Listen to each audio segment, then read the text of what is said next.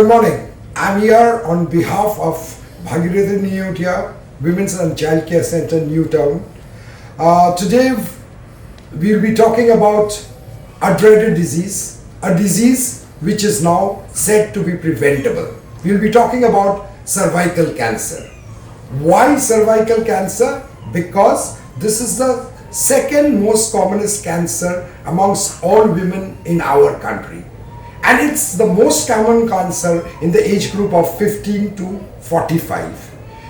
You simply cannot imagine the burden of the disease. Every year, around 122,000 women acquire or get cervical cancer every year.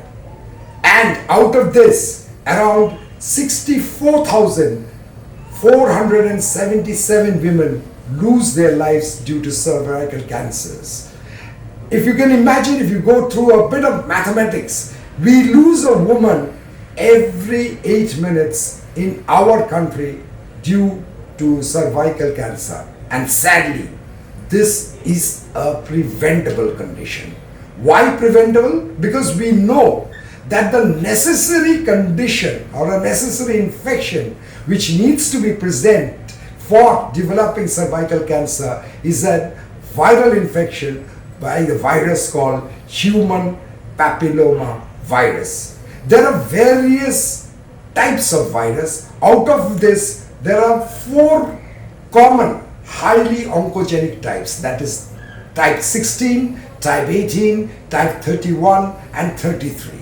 We need to concentrate on this.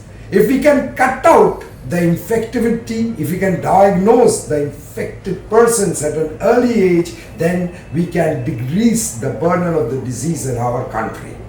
As you all know, that our center in Newtown has started testing for human papillomavirus infection. It's a simple test like a throat swab. It's a swab which is taken from the mouth of the uterus, which is called the cervix.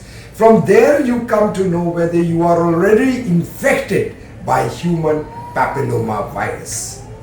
Why is this important? If you are already infected, you can be vaccinated. If you are not infected, even then you need to be vaccinated, because there is a vaccine, and probably the only vaccine which is there in the world as of now against any form of cancer. That is, there is a vaccine against cervical cancer, which is once again available in this hospital. Now, even if you are tested for HPV, if you have been vaccinated, just don't relax.